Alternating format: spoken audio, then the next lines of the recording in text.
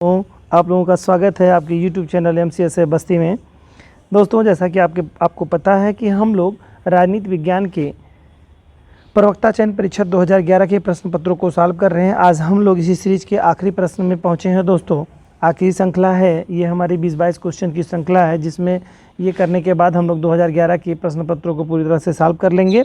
तो दोस्तों, आइए बिना समय व्यर्थ किए हुए इस प्रश्नों की श्रृंखला को स्टार्ट करते हैं। जैसा कि आपको पता है दोस्तों कि हम लोगों ने बहुत ही अच्छे से डिटेल करके हुए इसको पढ़ा है, तो आप लोग कृपया करके जो भी तथ्य इसमें बताए जा रहे हैं वो एक बार ज़रूर अच्छे से रिवाइज़ कर लीजिएगा। 100% क्वेश्चंस इन्हीं सीरीज़ों से ही आपको क्वेश्चंस बिल्कुल आसानी से फंस जाएंगे और सफलता में आपके बहुत ही सहयोगी होंगे। ठीक है दोस्तों, अगला क्वेश्चन हम लोगों का है जो कि बहुत ही बेहतरीन क्वेश्चन है। क्वेश्चन है, संयुक्त राष्ट्र के तत्वाधान में प्रथम अंतर्राष्ट्रीय मानवीय पर्यावरण सम्मेलन, ठीक है, संयुक्त राष्ट्र के तत्वाधान में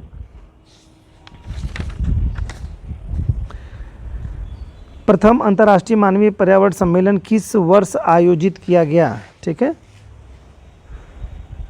किस वर्ष आयोजित किया गया था, ये प्रश्न हम लोगों का है, जो कि बहुत ही इम्पोर्टेंट क्वेश्चन है ये।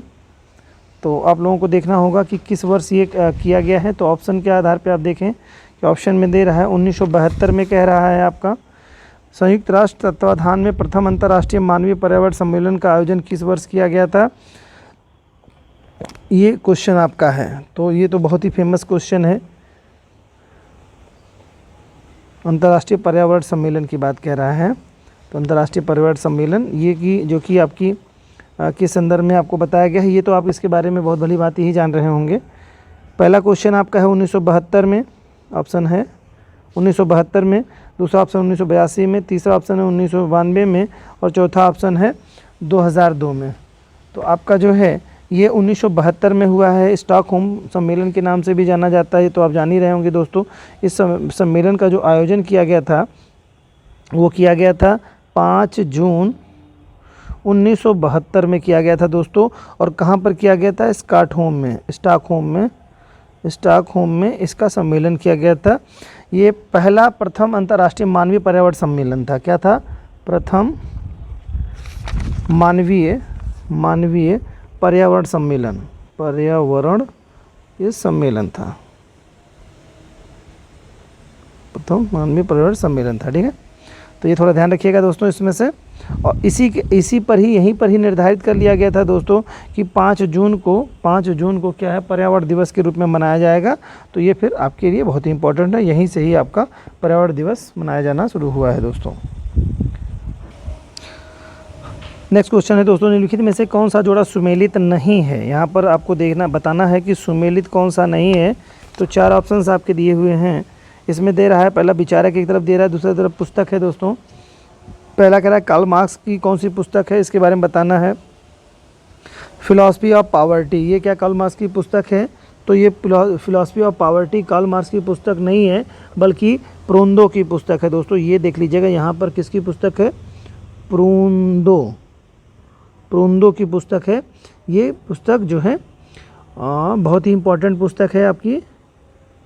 ठीक है, जबकि कार्ल मार्क्स की पुस्तक के बारे में अगर हम बात करेंगे तो कार्ल मार्क्स की जो पुस्तक है द पॉवर्टी ऑफ फिलॉसफी है। आप इसको लिख सकते हैं ऐसे, द पॉवर्टी ऑफ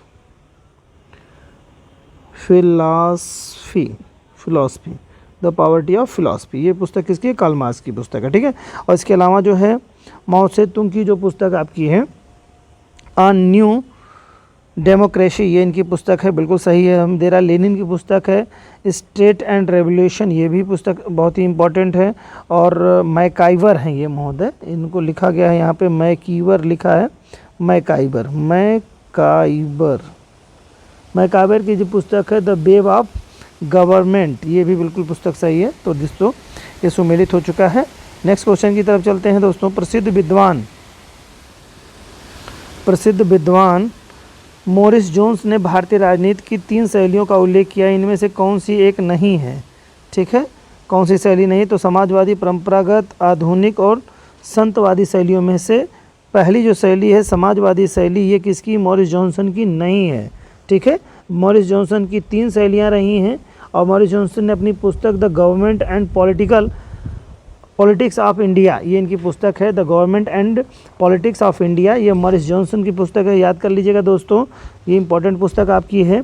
और इनमें तीन शैलियों या भाषाओं, शैलियों कहिए या भाषाओं का उल्लेख किया गया है।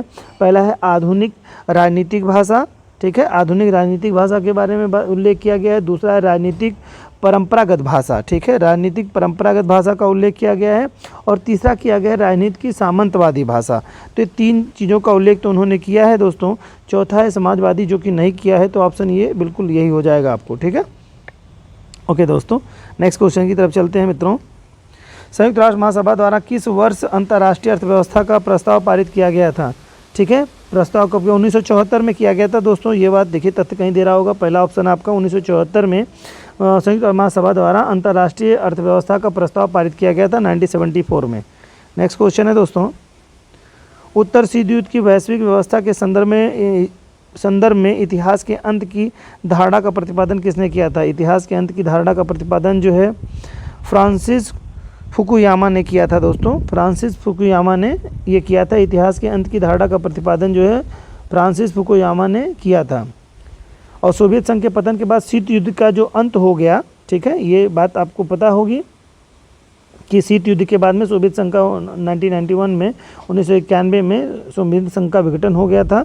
तो ये सब कुछ महत्वपूर्ण बातें हैं, तो यहाँ पर इतना ही ध्यान रखिए। उत्तर शीत युद्ध की वैश्विक व्यवस्था के संदर्भ में इतिहास का अंत की धारणा का प्रतिपादन फ्रांसिस फुकुयामा ने किया था। नेक्स्ट क्वेश्चन है दोस्तों, निम्नलिखित में से किस विद्वान द्वारा किस संस्था द्वारा राष्ट्र की भुगतान संतुलन की समस्या के समाधान हेतु ऋण दिया जाता है, ठीक है। भुगतान संतुलन के लिए किसके लिए ऋण दिया जाता है दोस्तों, तो विश्व बैंक के द्वारा। पहला ऑप्शन दे रहा है विश्व बैंक, दूसरा दे रहा है अंतर्राज्यीय वित्त निगम, तीसरा अंतर्राष्ट्रीय मुद्रा कोष, चौथा दे रहा है अंतर्राष्ट्रीय विकास एजेंसी। तो अंतर्राष्ट्रीय मुद्रा कोष जो है यही देता है कि भुगतान संतुलन की समस्या के समाधान हेतु ऋण प्रदान करता है। नेक्स्ट क्वेश्चन है दोस्तों, अंतर्राष्ट्रीय राजनीतिक व्यवस्था दृष्टिकोण को लागू करने का श्रेय किसको जाता है। अंतर्राष्ट्रीय व्यवस्था को लागू करने का श्रेय जो जाता है वो जाता है मार्टिन कैप्लन, ठीक है, मार्टिन कैप्लन को ये दिया जाता है।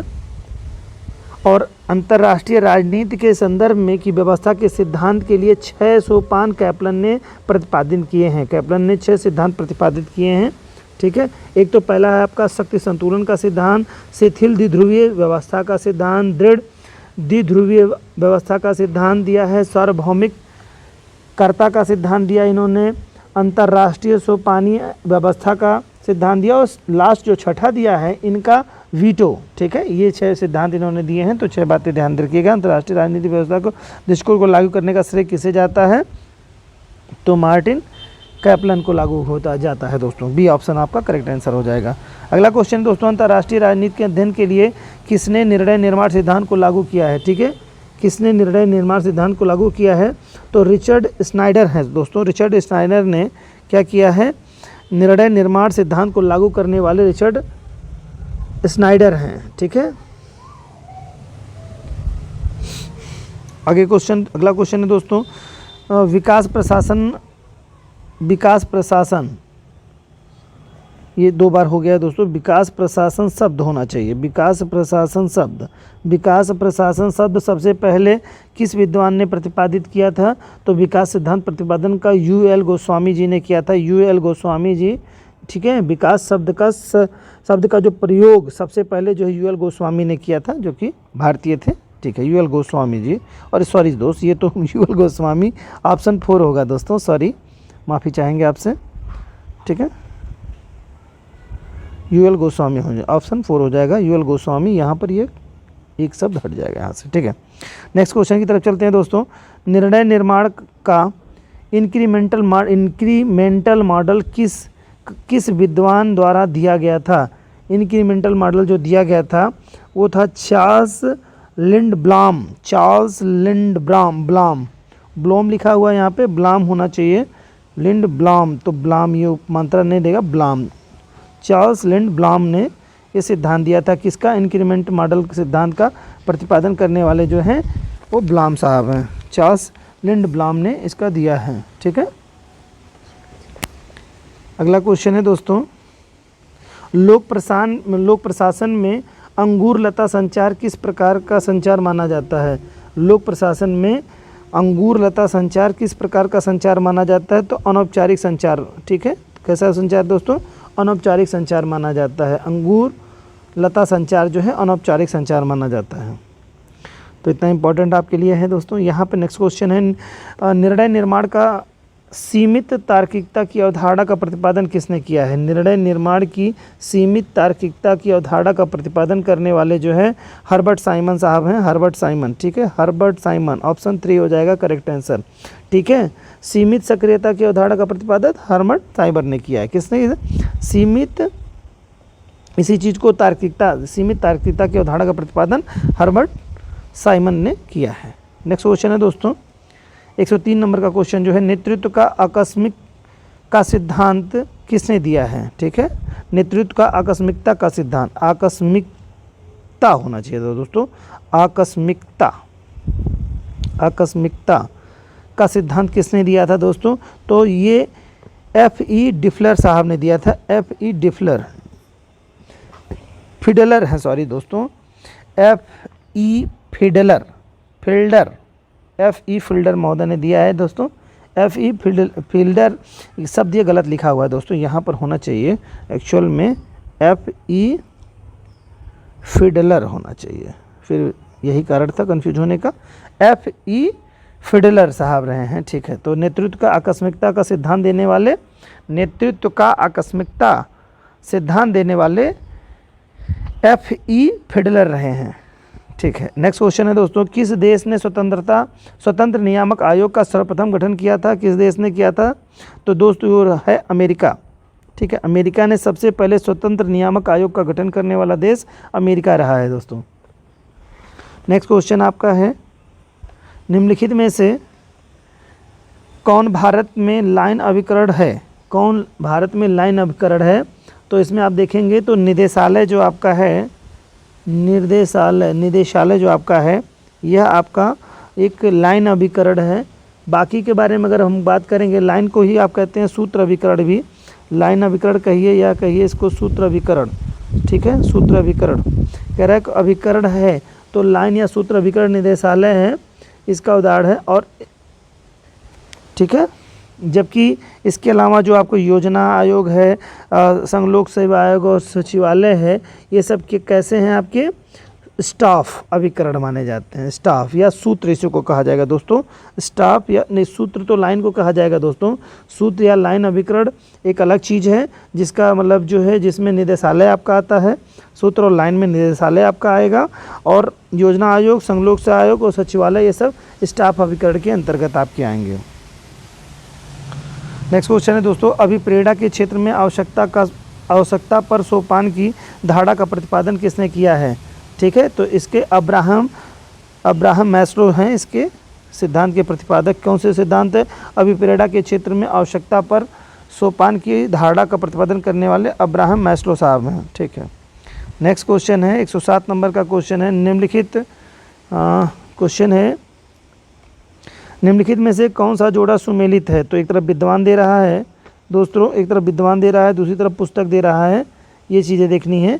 तो पुस्तक जोड़ा सही नहीं, यहाँ पे सुमेलित नहीं बताया दोस्तों, बहुत बारीक बातें हैं जो कि आपको ध्यान रखना है। सुमेलित इसमें से कौन सा नहीं है? तो कहता है गुन्नार मिर्डल होना चाहिए दोस्तों, यहाँ पर ये गलत लिखा है, मिर्डल होगा, गुन्नार मिर्डल। इनकी जो पुस्तक के बारे में कह रहा है दोस्तों कि सुमेलित कौन सी नहीं है, तो गुन्नार मिर्डल की जो पुस्तक आपकी है वो ये नहीं है, इंडियन ड्रामा इनकी पुस्तक नहीं है। गुन्नार मिर्डल की जो पुस्तक है इंडियन ड्रामा, यह नई पुस्तक है। ठीक है, बाकी और जो पुस्तकें, डेविड हेल्ड की पुस्तक है माइल्ड ऑफ डेमोक्रेसी है, जॉन, ये पुस्तक सही, बिल्कुल सही इनकी है। जॉन रॉल्स की जो है ये थ्योरी ऑफ जस्टिस है, ये भी पुस्तक सही है, बिल्कुल करेक्ट है। और फिर रॉबर्ट नासिक की जो पुस्तक है एनर्जी स्टेट एंड टोपिया जो पुस्तक है, ये भी बिल्कुल सुमेलित दी गई है। यूटोपिया जो पुस्तक है, टोपिया, यूटोपिया होना चाहिए दोस्तों, यहाँ पर त्रुटिपूर्ण था, एंड यूटोपिया, ये है यूटोपिया, यूटोपिया। ठीक है, ये करेक्ट कर लीजिएगा, ये गुलनार मंडल की पुस्तक नहीं है, ये त्रुटिपूर्ण आपका दिया हुआ है ऑप्शन। नेक्स्ट क्वेश्चन की तरफ चलते हैं दोस्तों।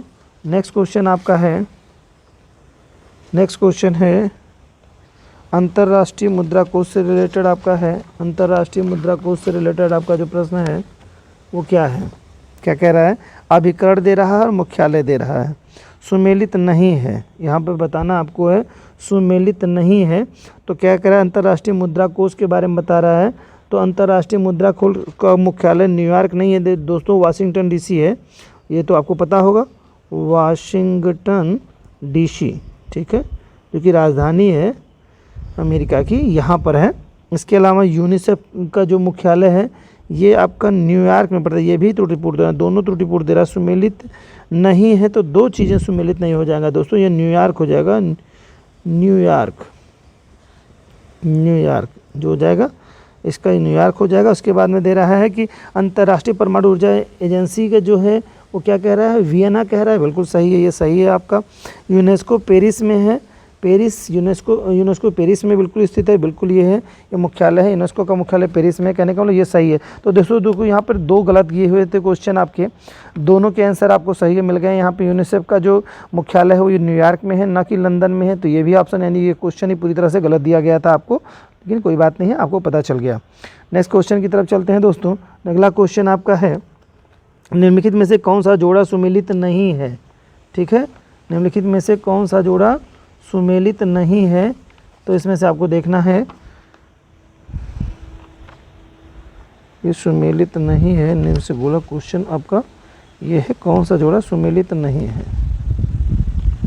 क्वेश्चन है दोस्तों, निम्नलिखित में से कौन सा जोड़ा सुमेलित नहीं है? तो सुमेलित आपको बताना है कि कौन सा सुमेलित नहीं है। पहला दे रहा है ऑप्शन दोस्तों, राजनीतिक व्यवस्था के बारे में कह रहा है, लक्षण बता रहा है उसको, यूएनए, ठीक है, यूएनए ने यूएसए है, यूएसए, ठीक है, यूएसए है। इसमें दे रहा है इसके जो लक्षण है अवरोध एवं संतुलन का, तो बिल्कुल सही है, अवरोध और संतुलन का ये लक्षण है, ये करेक्ट है आपको। फ्रांस के बारे में बता रहा है, फ्रांस प्रशासनिक कानून, बिल्कुल ये भी सही है। इसके बाद बता रहा है इंग्लैंड में विधि का शासन, बिल्कुल करेक्ट आंसर है, ये तो सभी को पता होगा। स्विट्जरलैंड के बाद में बता रहा है एकल कार्यपालिका, स्विट्जरलैंड में एकल कार्यपालिका नहीं है दोस्तों, यहाँ पर जो आपकी है बहुल कार्यपालिका मिलती है। स्विट्जरलैंड में बहुल कार्यपालिका, क्या है? बहुल कार्यपालिका। जानते हैं, आप लोग जानते होंगे कि इनमें 7 सदस्यीय टीम होती है, फिर स्टेप समय के साथ ये अपना शासन व्यवस्था में कार्यभाग लेते हैं। तो कुल मिला के आपको बताना है, यहाँ पर आपको सभी में शक्तियाँ जो हैं और अधिकार एक दूसरे में समान रूप से बटे होते हैं। तो इतना ही आपके लिए इंपॉर्टेंट यहाँ पे है दोस्तों। तो ये क्वेश्चन हो गया आपका। नेक्स्ट क्वेश्चन की तरफ चलते हैं दोस्तों। क्वेश्चन है, निम्नलिखित में से कौन सा जोड़ा सुमेलित नहीं है? तो सुमेलित नहीं है, तो इसमें बताना आपको, एक चिंतक एक तरफ दिया है, दूसरी तरफ विचारधारा। महात्मा गांधी के बारे में बता रहा है, महात्मा गांधी दार्शनिक अराजकता, बिल्कुल सही है, अराजकतावादी थे, दार्शनिक अराजकता के वाले व्यक्ति थे गांधी जी। अगला है राम मनोहर लोहिया, संपूर्ण क्रांति के बारे में बात कर रहा है, नहीं, ये संपूर्ण क्रांति राम मनोहर लोहिया की नहीं है, जयप्रकाश नारायण की है, जेपी की है, जेपी जयप्रकाश नारायण, ठीक है, जयप्रकाश नारायण, नारायण, ठीक है, जयप्रकाश नारायण की है, ठीक है। अगला है जयप्रकाश नारायण की जो पुस्तक है दलविहीन, क्या कह रहा है? दलविहीन लोकतंत्र, तो बिल्कुल ये सही है, दलविहीन लोकतंत्र है, ये सही है आपका। और इसके बाद जवाहरलाल नेहरू की लोकतांत्रिक समाज भी जो बात कह रहा है, ये भी आपका सही है आपका, ठीक है। और डॉक्टर राम मनोहर लोहिया की जो पुस्तक है ये थोड़ा सा इम्पोर्टेंट है, आप ध्यान रखिएगा, चौखंबा राज्य, इनकी जो पुस्तक है चौखंबा राज्य जो है, ठीक है, ये विचारधारा है दोस्तों, ये विचारधारा ध्यान रखिएगा कैसी विचार है। चौखंबा राज्य की विचारधारा है जयप्रकाश नारायण, चौखंबा जो अवधारणा है, विचारधारा है, वो राजा राम मनोहर लोहिया की है, सॉरी दोस्तों, राम मनोहर लोहिया की है। चौखंबा राज्य की विचारधारा है। और संपूर्ण क्रांति की जो विचारधारा है वो जयप्रकाश नारायण की है। और दार्शनिक अराजकतावादी विचारधारा गांधी जी की है। और दलविहीन लोकतंत्र की बात करते हैं जयप्रकाश नारायण करते हैं। और लोकतांत्रिक समाजवाद की बात करते हैं जवाहरलाल नेहरू, ठीक है। ठीक है दोस्तों, इसी के साथ हम लोगों ने 2011 की प्रवक्ता चयन परीक्षा का सारे प्रश्नों को लगभग सॉल्व कर डाले हैं दोस्तों, ठीक है। और इसी के साथ हमारी एक अच्छी समझ इसमें बन चुकी है दोस्तों। अब हम लोग मिलने वाले हैं नेक्स्ट प्रश्न पत्र के साथ, और जिसमें हम लोग देखेंगे अच्छी तरीके से, ठीक है। अब 2010 के प्रश्न पत्र के साथ में मिलते हैं नेक्स्ट वीडियो में। तब तक अपना खूब ध्यान रखिए और इसको रिवीजन करते रहिए। निश्चित तौर से दोस्त ये आपके लिए बहुत ही उपयोगी सिद्ध होगा, क्योंकि भरसक प्रयास किया गया है कि अच्छे से अच्छे एक्सप्लेनेशन इसमें कर दिए जाएँ। मिलते हैं दोस्तों नेक्स्ट वीडियो में, तब तक के लिए जय हिंद, जय भारत।